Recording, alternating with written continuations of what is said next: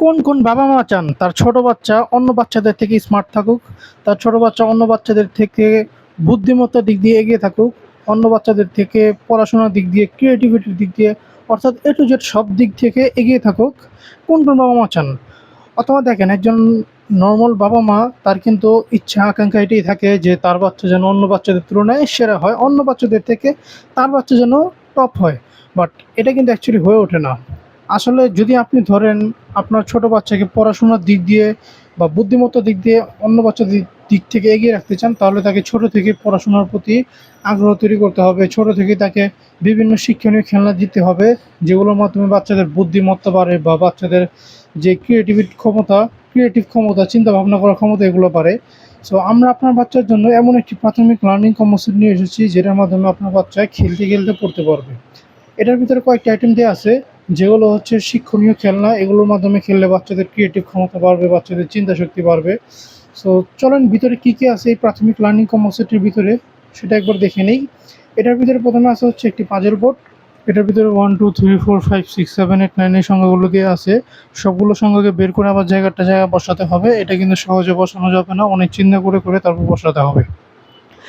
এতে করে তার সংখ্যাগুলো শেখা হবে এবং কোন সংখ্যা কোথায় বসবে এগুলো সে ভালোভাবে আয়ত্ত করতে পারবে। নর্মাল যদি আপনি বাচ্চাকে বইয়ের মাধ্যমে এই সংখ্যাগুলো শেখাতেন, তার কাছে হয়তো বোরিং লাগতো বা সে অ্যাজ ইউজুয়ালভাবে শিখতে পারতো। বাট ঠিক যদি আপনি এটা একটু ভিন্নভাবে শেখাতে পারেন, এইরকম পাজেল সিস্টেমে শেখালে তার কাছে এটা আকর্ষণীয় লাগবে এবং তাকে এখানে অনেক চিন্তা করতে হচ্ছে যে কোন সংখ্যা কোথায় বসবে শেপ অনুযায়ী। সো এভাবে করে কিন্তু একজন বাচ্চার চিন্তা শক্তি বাড়ে। এরপর আসা হচ্ছে একটি সিলেট। বাচ্চাদের লেখালেখি শুরু করার জন্য সিলেট খুবই প্রয়োজন, কারণ একজন ছোট বাচ্চাকে কিন্তু আপনি খাতা কলম বা পেন্সিল দিতে পারবেন না। ছোট বাচ্চা যেহেতু প্রথম লেখালেখি শিখছে, অনেকবার প্র্যাকটিস করতে হবে। So Sylhet is the best for practice. এই সিলেটের ভিতরে বাচ্চারা লেখালেখি করতে পারবে। সিলেটের পিছনে যে অক্ষরগুলো দেওয়া আছে, সেখান থেকে বাচ্চারা নিজে নিজে দেখে দেখে প্র্যাকটিস করতে পারবে। এরপর আসা হচ্ছে একটি জ্ঞান বক্স। এই জ্ঞান বক্সের ভিতরে ছোট ছোট অনেকগুলো বই দেওয়া আছে, যেগুলো তাদের কাছে খেলনা চাইতেও লাগবে। নর্মালি একজন বাচ্চাকে যদি আপনি বড় বই দেন, তার কাছে এটা কিন্তু স্বাভাবিক মনে হবে। বাট আপনি যদি সেম জিনিসটা একটু ভিন্নভাবে দিতে পারেন, তার কাছে এটা ভালো লাগবে, আকর্ষণীয় লাগবে, ইন্টারেস্টিং লাগবে। এতগুলো ছোট ছোট বই যখন সে পাবে, তার কাছে খেলনা জাতীয় লাগবে, সে কাট খেলবে বা নিজের মতো করে খেলবে, পাশাপাশি এগুলো দিয়ে পড়তেও পারবে। এটার ভিতরে কয়েকটা টপিক দেওয়া আছে, যেমন সরে এবিসিডি, রাইমস, মজাছড়া, নাম্বারস, অ্যালফাবেট। প্রতিটা টপিক, প্রতিটা অক্ষর সুন্দরভাবে সাজানো, যাতে বাচ্চাদের কাছে এগুলো খুবই ভালো লাগে। আপনার বাচ্চাকে আপনি চাইলে এখান থেকে প্রতিটা টপিক মুখে মুখে শেখাতে পারেন। এখানে যে মজার ছড়াটি দেওয়া আছে, মজার ছড়া যখন তাকে মুখে মুখে শেখাবেন, সে শিখে যখন আপনার সামনে পাঠ করবে, তখন আপনার ভিতরে কিন্তু ভালো লাগা কাজ করবে। এরপর আসা হচ্ছে একটি মেজবোর্ড। সবসময় তো পড়বে না, মাঝে মাঝে খেলতে মন চাইবে।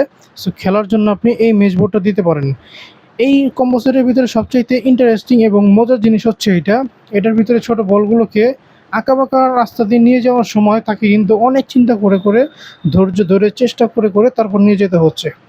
এতে করে একজন বাচ্চা বুঝতে পারবে যে এই প্রবলেম থেকে কীভাবে সলিউশন পেতে হয় বা এই প্রবলেমটাকে কীভাবে সলভ করতে হয়, এটা কিন্তু বাচ্চা শিখে যাবে। অন্য বাচ্চাদের তুলনায় আপনার বাচ্চার বুদ্ধি কিন্তু এই ক্ষেত্রে এগিয়ে থাকবে এবং অন্য বাচ্চাদের তুলনায় সে কিন্তু একটু স্মার্টও থাকবে। সর্বশেষে আছে একটি চকলেট বক্স। এই চকলেট বক্সের ভিতরে অনেকগুলো ছোট ছোট বাদাম এবং মিমের মিক্সকৃত চকলেট আছে, যা খেতে খুবই মজা। আপনার বাচ্চাকে আপনি এই চকলেটগুলো মজা হিসেবে দিতে পারেন অথবা গিফট হিসাবে দিতে পারেন। ধরেন সে যদি সুন্দরভাবে পড়ে, তাহলে আপনি একটি চকলেট দিয়ে দেন।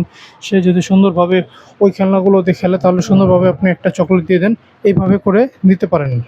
সো যদি আপনার ছোট বাচ্চাকে নর্মালি 8-10টা বাচ্চাদের মতো স্বাভাবিকভাবে না পড়িয়ে আপনি যদি একটু ভিন্নভাবে পড়াতে চান, একটু ভিন্নভাবে পড়ান, তাহলেই কিন্তু আপনার বাচ্চা অন্য বাচ্চাদের তুলনায় কিন্তু একটু আলাদা হলো। সে কিন্তু অন্য 8-10টা বাচ্চাদের থেকে একটু ভিন্নভাবে পড়াশোনা শিখলো প্রথম অবস্থাতেই।